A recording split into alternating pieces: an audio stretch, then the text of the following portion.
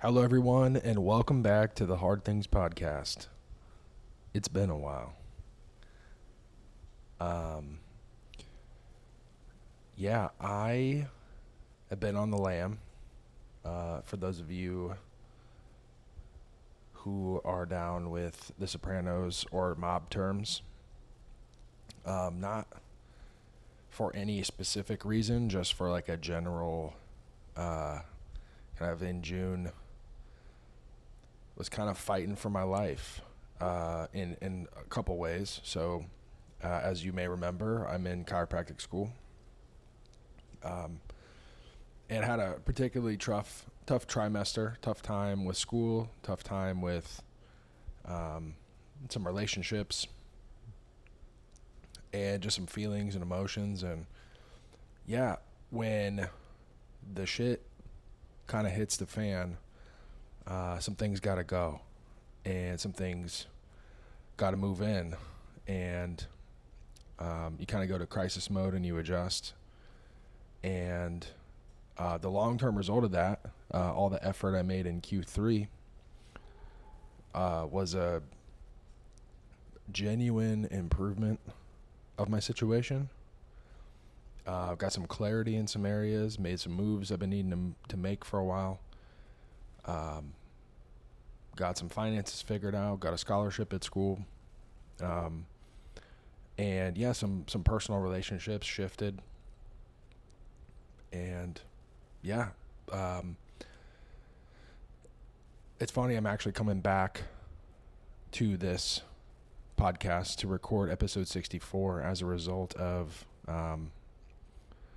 a basically what was an insult thrown at me in an argument. It actually came up.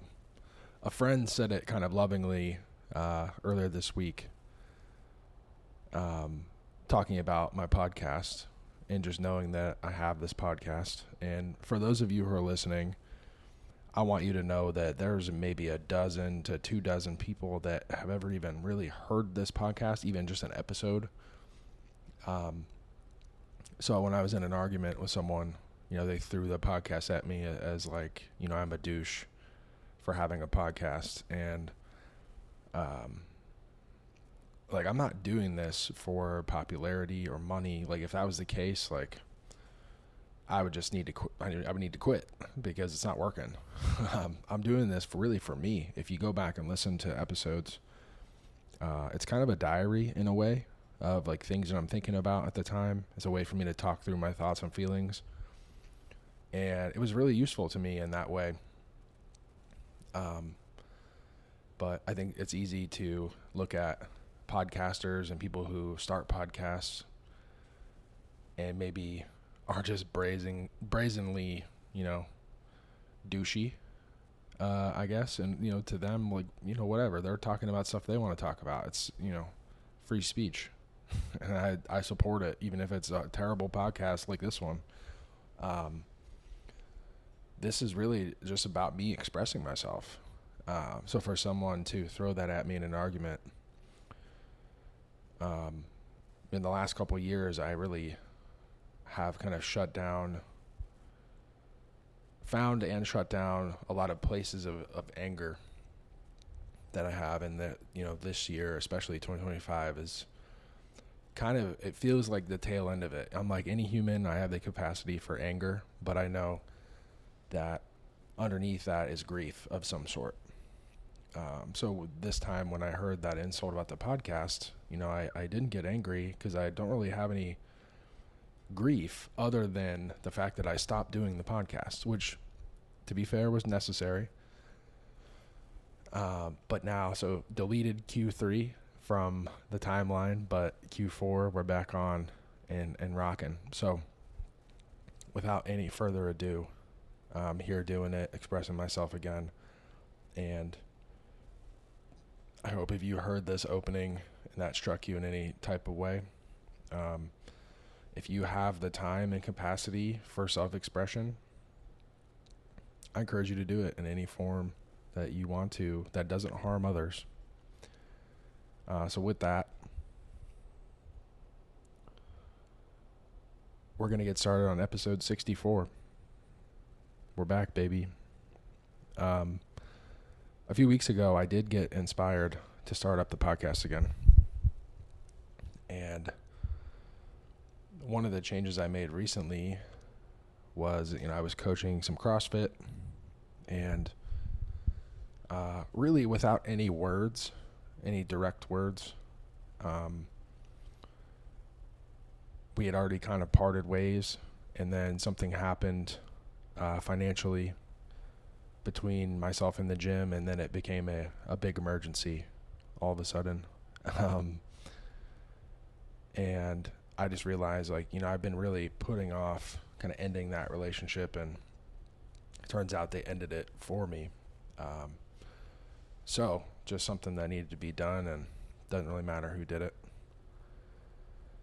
But in my absence of that job, which was providing some income, not much, I actually came to work in the library at school, like a federal work study job that pays more, and I really don't have to do anything. I don't have to walk around coaching people, yelling at people. Vast majority of who either wanted something I couldn't provide or didn't want what I was providing, or both. So now, being in the library, I can help folks, steer them in the right direction, pump them up, hopefully inspire them in terms of chiropractic. It's all chiropractic students, so if they're having problems, I can try to help them out as much as I can. I am halfway through my program now, so I am further along than at least half the people there, give or take a couple hundred. So yeah, it's nice to feel useful in a new way, and kind of let an old way that wasn't working kind of go by the wayside, which, if there's one thing about life, change is going to happen. But all of that to say, I love the library. And this library is weird. There's not a whole lot of books in person, but the ones they do have are just exactly like chiropractic and chiropractors. Very strange. But there's one in particular that I love. So episode 64 is going to be called Curiosity. And the reason is, there's a book I came across talking about Leonardo Da Vinci, and basically 7 traits that made him who he was. Why is this man still highly regarded as an artist all these years later? So point number 1 is curiosity. He never stopped asking questions throughout his life. As much of an artist as he was, he also explored science. He asked questions. He tried to prove things or disprove things. And by implementing the scientific method, you can really learn a lot about the world. I watched a video earlier today that featured Sadhguru. You listen to this podcast before, you know that I am a great consumer of all things Sadhguru. I enjoy what he has to say. But he was talking about scientists, and how a lot of scientists think that their work is maybe more important than it is, or maybe grander on a grander scale than it is. In reality, if I spend the rest of my life studying chiropractic, I'm going to make a grain of sand's worth of contribution into a massive, infinitely large bucket. I'm sure that I'm going to help people in my time. I'm sure that I'm going to learn some stuff about the human body that I didn't know before, for sure. And if possible, hopefully some things that nobody else has really noticed before. I'll be able to collect data and be able to back up any claims that I might, make in the future. I would love to contribute to that, in some form or fashion. And first and foremost, I think you just have to understand, it's worth it to be curious, even though that contribution will be so small, because of all of the billions of humans on planet Earth, if we each made that grain of sand contribution, that's 8 billion grains of sand. That's a lot of sand. And now we're going places. So I think for me, that's something I'm very passionate about. So reading this book, getting into curiosity, I think it's good to frame it in some type of way. Like, so what does curiosity even mean? Well, oftentimes, Tim Ferriss, one of my favorite authors, he always says, if you are looking to start a business, scratch your own itch. And what that means is, like, look into your past, look at things that bother you, problems that you've had, successes that you've had, through your trials and tribulations, your successes and failures. What is something that you can do that is not being done by others that could really help people, really, push some type of field forward? So when I think of curiosity, get curious about, different things. So an example for me, now with the benefit of my chiropractic education and some help from practicing chiropractors, I've come to understand that the disc in between my vertebrae, my lumbar spine, my L5 and my S1, which is your sacrum, really the very base of the spine, that disc for me is greatly reduced. So the normal disc height, I'm like under half in terms of what I should have there. So what does that mean? Well, instead of having this cushion between those two bones, I have a very minimal cushion. And that allows for the holes where my nerves come out to be smaller, which can push on those nerves, cause the signals going through those nerves to basically be diminished, and so now my body's not operating full force, so to speak, and those nerves go to your lower legs. Well, I say that to talk about when I was a kid. I had a lot of ankle problems. I had a lot of turned ankles, a lot of what I now understand as neurogenic deficits. I never had straight up drop foot. Drop foot is when you walk and your foot just kind of drags along, so you have to pick your knee up super high to make sure that you don't clip your foot on anything. It's not a normal gait. Typically your toes go towards your knee, you pick your foot up, put your foot down, and you kind of go through that stride. Well, I never had a normal stride. And the nerves, the muscles, the whole system, I wasn't recovering, so I would go play baseball or football or whatever sport, and I'd get beat up, and then instead of using protein and all that stuff to put myself back together, my body's just kind of lazy with it, and I would just have a lot of swelling.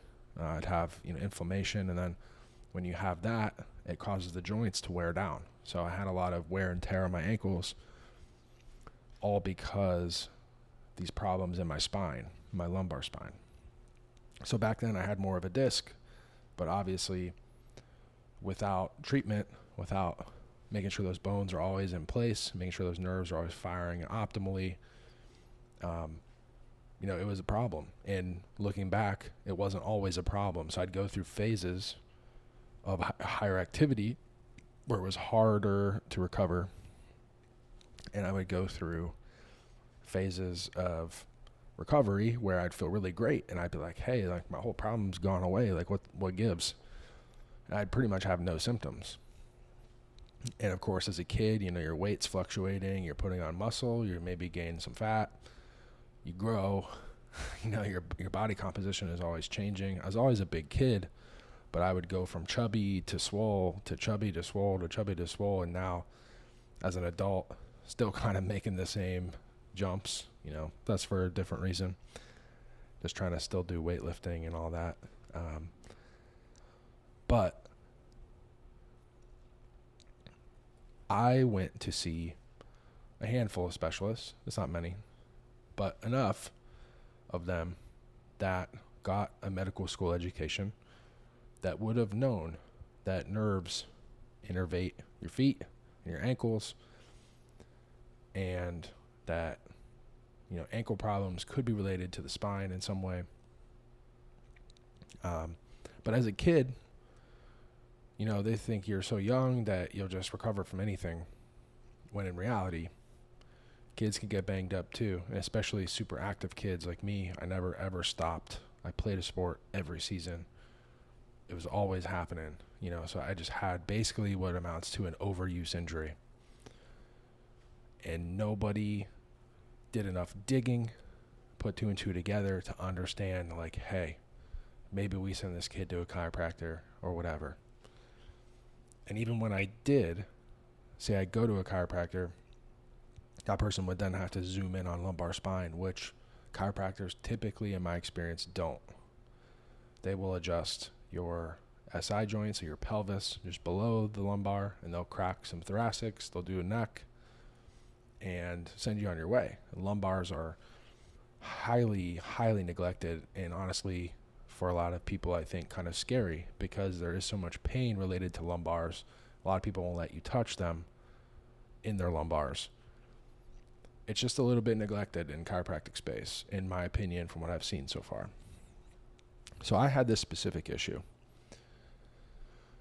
and it would have been so hard for me to get the care I needed. And I think about my specific issue, and think about people who have shoulder issues, or people that have, neurologic deficits in their brain, like maybe their sight goes bad, like super early. You name it. There's like a million things that can go wrong in the body.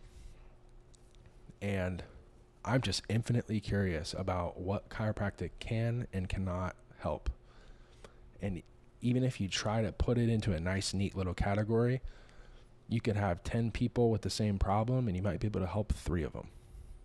And that's not necessarily a bad thing. We're going to try the protocol on all 10 of them, and we're going to help the 3 that we can help. And the other 7, and try to help them other ways. Send them to other specialists or whatever they need. But just taking the time, doing the work, trying. I think my issue was avoidable. And I just don't think that we had enough information to get me routed to the proper person that could help me with it. Which, for all the money that we spend on our healthcare system, feels like we should be able to get people to the right people. Like, if you have cancer, you need to see an oncologist immediately. No questions about that. We're pretty good on that. But it's the other things that are maybe a little bit more confusing, maybe not as straightforward. Like I will not say that my issue is straightforward, but a couple extra thoughts, and maybe, it starts to become a little bit more clear. So when I say curiosity, maybe look into your past and figure out some way that, someone could have helped you and they didn't. Or maybe someone helped you in a way that was unexpected and you want to replicate that. And then now also too, so in the present tense, think about your environment on a day-to-day basis. Get curious about the mechanics of what you're doing. So for me, I'm going to Parker University for chiropractic school, and I'm thinking about, what are the things I need to do? Well, I need to pass boards. Our school is very good at setting people up to pass boards in terms of giving you the exact information you need to know for boards. But our boards exam is really about knowing the science, knowing kind of the standard of what chiropractic care is, what our scope of practice is. But it's not necessarily about becoming the best adjuster possible. So it's like, when you do get the green light, what are we doing? So they tell you a lot about the yellow and red lights, and then they don't ever go as hard as they could on the green light part, which I think is an area of opportunity. But also, I had a friend tell me recently he doesn't think it's their job. He thinks their job is get us to pass boards, which, okay, get curious. Let's assume that's true. How do we fill in the green lights portion of chiropractic where you have an issue that you've targeted that you're pretty darn sure is there? You got a lot of signs and symptoms. You're lasered in on it. The person has described the pain to you, and you're ready to give it a shot and try to help them out. Well, one thing I've gotten into is a club, so a student organization for a specific style of chiropractic called Gonstead. I'm now the treasurer. My scholarship is partially because I've become the treasurer and a leader in an organization. So very thankful for the opportunity to step up and do that. But just thinking about what my goals are through Gonstead Club, I'm becoming a better adjuster. So when I get the green lights, and Parker's teaching me about the yellow and red lights, and I need the whole stoplight to be the best chiropractor I can be. So again, getting curious about what are we really accomplishing here? Because if I just did school and didn't do anything extra, I would know a lot about red and yellow lights, but when it came time to actually treat someone, I would not be as prepared as I think someone should be. And the only reason I know that is because I'm curious and I think about it. And I watch people. I see people who are a couple of years into practice that don't have the skills that they should, that they need to.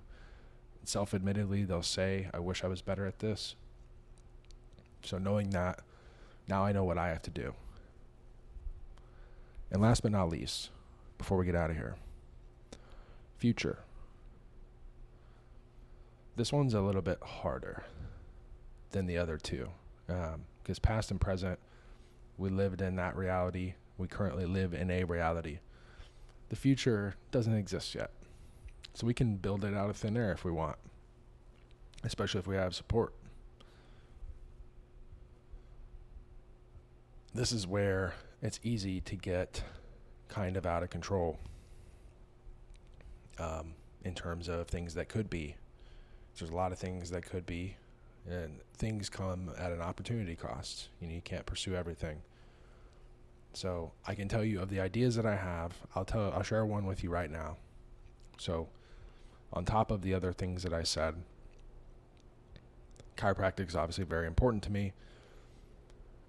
The Gonstead style of chiropractic is now an elective at Parker University. Some of the other schools like Palmer or Life, they have a lot more Gonstead in their curriculum, and there's a more robust Gonstead club on those campuses. And we do have 2 or 3 Gonstead practitioners in the Dallas area that have been generous with us as much as they can be, but there's just not enough of them and enough time. So I do like the Dallas area, and I see opportunity to be a Gonstead chiropractor in Dallas and be around to support the Gonstead Club at Parker as an alumni and be here for students that want to get hands-on experience and learn about the green light, side of things. So the kids that want to practice, kids that want to learn, kids that want to shadow and see what's going on. Once again, scratch your own itch. It's what I wish I had right now. Someone that was just down the street, maybe in Irving or downtown Dallas, that was a Gonstead chiropractor that could just give back a little bit, just provide support. Because we got them. They're not in Dallas proper. They're not in Irving. They're not really close by. It's a 30-minute drive pretty much in all cases, which as life of a student can be it's just kind of tough to organize, to get people together. You kind of have to be close. You got to maybe donate a weekend afternoon. And these are things to me that would be worth it because I could potentially kind of use Parker as a farm system. So if I want to get some associates working for me, I could know their readiness ahead of time.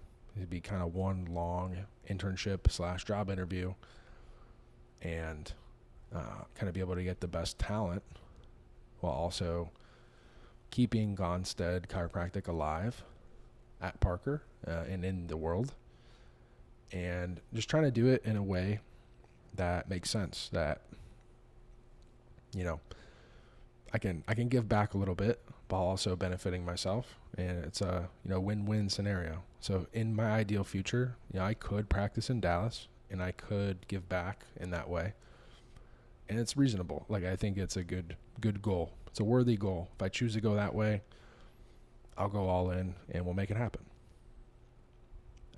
So that's just an example of something I think about for the future, and I'm curious as to how that would work.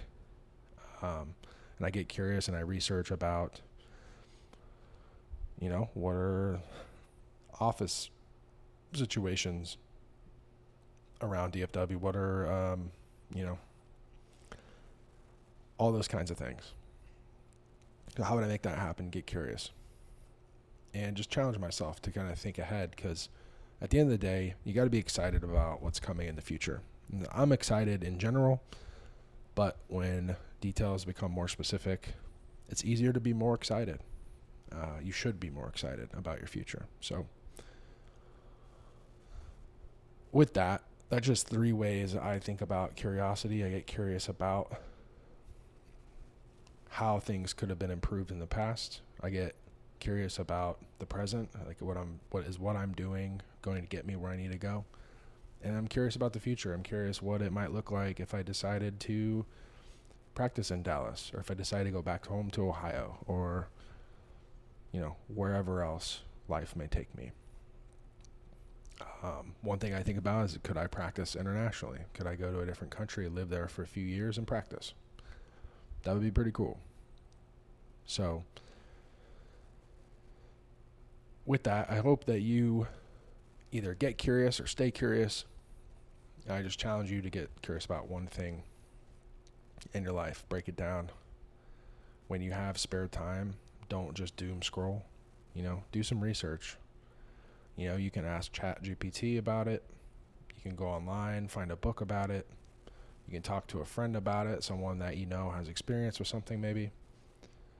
All kinds of ways that you can do these things. So get out there, get curious, and I will see you next week for episode 65. Later.